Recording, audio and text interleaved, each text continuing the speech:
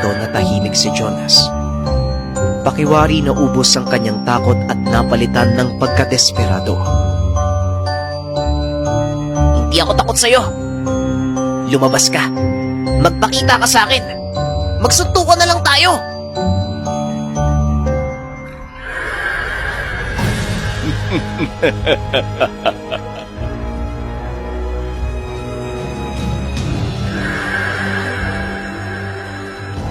Isa kong balaw, maihahalin tulad sa isang tikbal.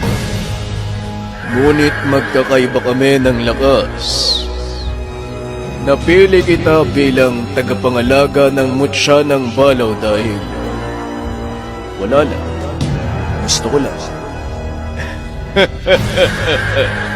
Ikaw ang napili ko dahil naiinis ako sa mga abusado. Gusto ko silang gulpin, pero hindi ko magawa. Nakita at narinig ko ang daing ng mga tao. At saka, talagang naiinis ako sa mga abusado. Ang sarap nilang bigyan ng leksyon.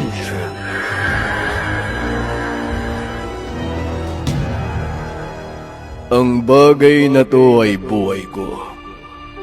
At kaya ako'y bibigay ang sarili ko. Wala lang. Talagang gusto ko lang gulpihin ang mga abusado. At saka, hindi ako pwedeng pumunta sa ibang lugar at teritoryo kung hindi ako magpapasailalim sa isang tao. Yan ay kung pauunlakan mo ang aloko. Kung hindi, ikaw ang gugulpihin ko.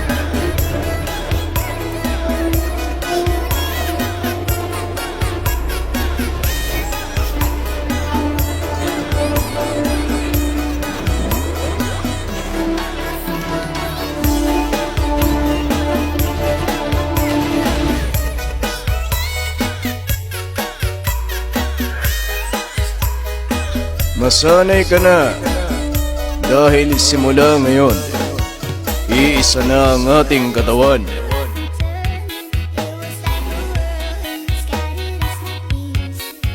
Umuwi na ang bata dala ang pagtataka.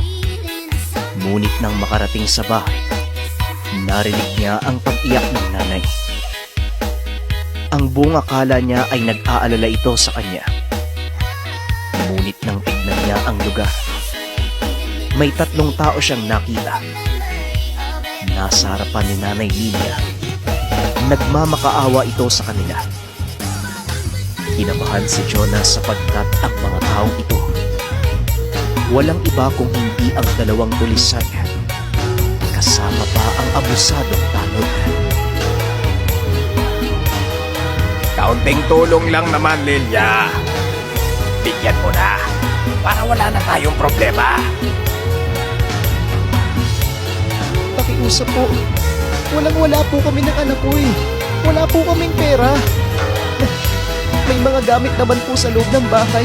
Yun na lang po yung kunin nyo. Sige.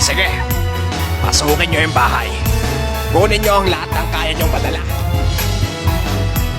Nang mga sandaling yun, hindi alam ni Jonas ang gagawin.